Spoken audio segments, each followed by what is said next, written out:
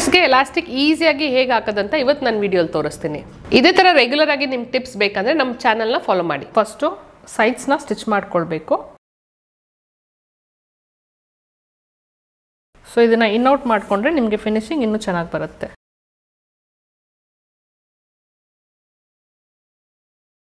So first elastic ಅಗಲ ಎಷ್ಟಿದೆ ಅಂತ ನೋಡಿ.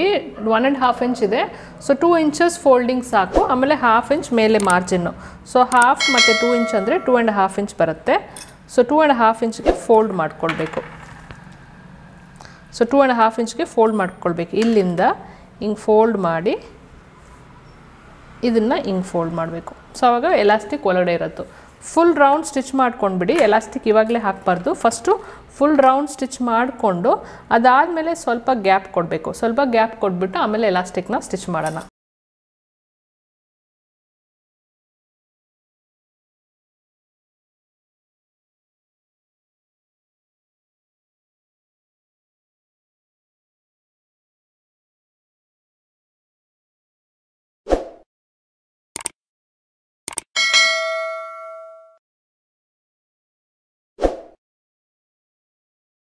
ಇಷ್ಟು ದೂರ ಸ್ಟಾಪ್ ಮಾಡಿ ಸ್ವಲ್ಪ ಗ್ಯಾಪ್ ಕೊಡಿ.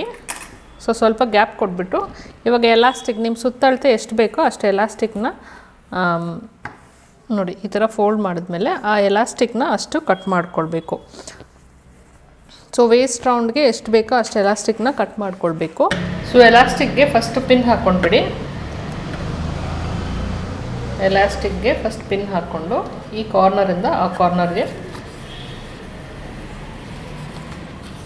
ಎಲಾಸ್ಟಿಕ್ ಒಂದೊಂದು ಸಲ ಹಾರ್ಡ್ ಇದ್ದರೆ ನಿಮ್ಗೆ ಎಳ್ಕೊಂಡು ಸ್ಟಿಚ್ ಮಾಡೋಕ್ಕೆ ಕಷ್ಟ ಆಗುತ್ತೆ. ಸೊ ಈ ಥರ ಮಾಡಿಕೊಂಡ್ರೆ ನಿಮ್ಗೆ ಈಸಿ ಇರುತ್ತೆ. ಈ ಕಾರ್ನರಿಂದ ಸ್ಟಾರ್ಟ್ ಮಾಡಿ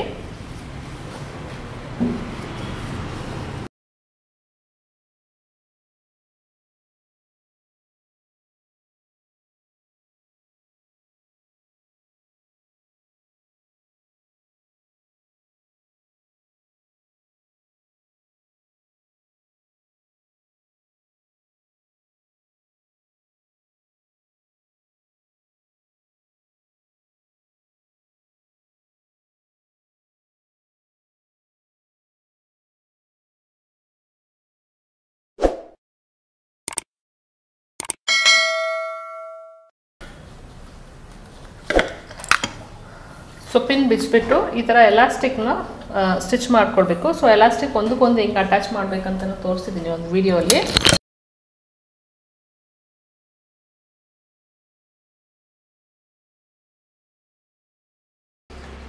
ಸೊ ಇದನ್ನ ಫೋಲ್ಡ್ ಮಾಡಿಕೊಂಡು ಲಾಸ್ಟಲ್ಲಿ ಇಲ್ಲಿ ಸ್ಟಿಚ್ ಮಾಡ್ಕೊಳ್ಬೇಕು. ಸೊ ಫುಲ್ ಸ್ಟಿಚ್ ಮಾಡಿದ್ಮೇಲೆ ನಿಮ್ಮದು ಎಲಾಸ್ಟಿಕ್ ಫ್ರಂಟಲ್ಲಾಗಲಿ ಬ್ಯಾಕಲ್ಲಾಗಲಿ ಎಲ್ಲ ಕಡೆ ಸ್ಟಿಚ್ ಆಗಿರುತ್ತೆ. ಈ ಥರ ಇರುತ್ತೆ.